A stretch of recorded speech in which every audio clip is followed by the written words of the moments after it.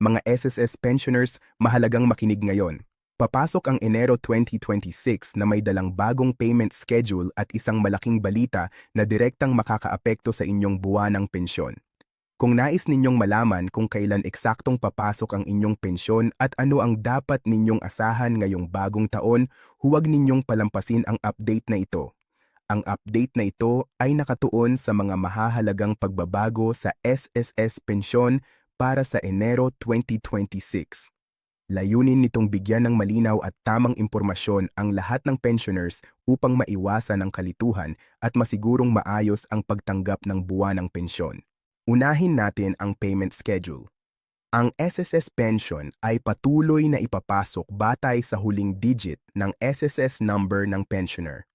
Ang sistemang ito ay ginagamit upang maayos ang daloy ng pension crediting at maiwasan ang sabay-sabay na pagpasok ng pensyon sa mga bangko.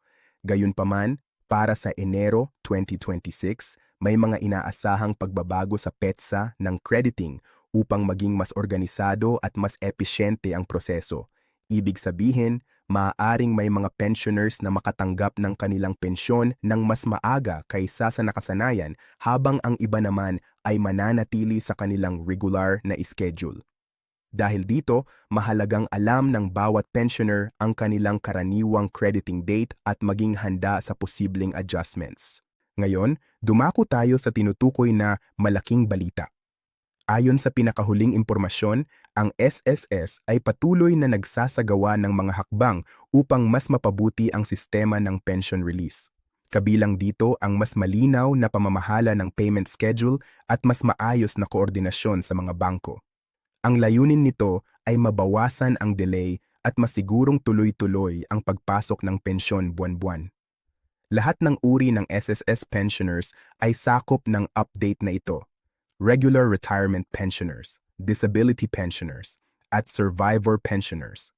Kung ang inyong personal at bank records ay tama at updated, walang kailangang gawin o ipasa na bagong dokumento. Automatikong ipoproseso ng SSS ang inyong pensyon batay sa impormasyong nasa kanilang sistema. Isa pang mahalagang punto ay ang pagiging maingat sa impormasyong inyong pinaniniwalaan. Maraming kumakalat na balita na maaaring magdulot ng maling akala o pagkalito. Ang tamang batayan pa rin ay ang opisyal na proseso at anunsyo ng SSS. Ang pagkakaroon ng tamang impormasyon ay mahalaga upang makapagplano ng maayos para sa buwanang gastusin. Sa kabuuan ng Part 1, malinaw na ang Enero 2026 ay may dalang mahahalagang update para sa SSS pensioners. Ang bagong payment schedule at mga sistemang ipinapatupad ay nilalayong gawing mas maayos, mas malinaw at mas maaasahan ang pagtanggap ng buwanang pensyon. Sa Part 2, tatalakayin natin ang mas detalyadong paliwanag tungkol sa payment dates at ang mga praktikal na bagay na dapat malaman ng bawat pensioner upang masigurong walang magiging aberya sa kanilang pensyon ngayong Enero 2026. Sa ikalawang bahagi ng update na ito, tututok tayo sa mas malinaw na paliwanag tungkol sa payment schedule ng SSS pensyon para sa Enero 2026 at sa mga mahahalagang detalye na direktang may kinalaman sa bawat pensioner. Ang SSS pensyon ay patuloy na ipapasok ayon sa huling digit ng SSS number ng pensioner. Ito ang sistemang ginagamit upang maayos ang pagproseso ng pension crediting at maiwasan ang sabay-sabay na pagpasok ng pensyon sa mga bangko. Para sa Enero 2026, inaasahang mas magiging organisado ang pagkakahati ng mga petsa upang mas mapabilis ang pag-credit ng pensyon. Hindi lahat ng pensioners ay sabay-sabay makakatanggap ng kanilang pensyon. Ang ilan ay makakatanggap nito sa unang bahagi ng buwan, ang iba ay sa kalagitnaan at ang ilan naman ay sa huling bahagi. Dahil dito, mahalagang alam ng bawat pensioner ang kanilang karaniwang crediting period upang maiwasan ang hindi kinakailangang pag-aalala. Isa sa mga pangunahing dahilan ng pagkaantala sa pension crediting ay ang issue sa bank o personal records. Kung may maling detalye sa bank account number, pangalan o iba pang impormasyon, maaaring hindi agad makredit ang pensyon. Kaya mahalagang tiyakin na ang lahat ng impormasyong nasa talaan ng SSS ay tama at tugma sa bank records. Para sa mga pensioners na may pagbabago sa personal na kalagayan, tulad ng paglipat ng tirahan o pagbabago sa status. Mahalagang maunawaan na ang SSS ay may proseso upang masigurong ang pensyon ay napupunta sa tamang benepisyaryo. Ang pagiging maingat at malinaw sa impormasyon ay nakakatulong upang maiwasan ang anumang problema sa pension release. Isa ring mahalagang aspeto ang tamang pag-unawa sa proseso ng pension crediting. Ang pensyon ay direktang ipapasok sa registered bank account at hindi ito dumadaan sa anumang middle process.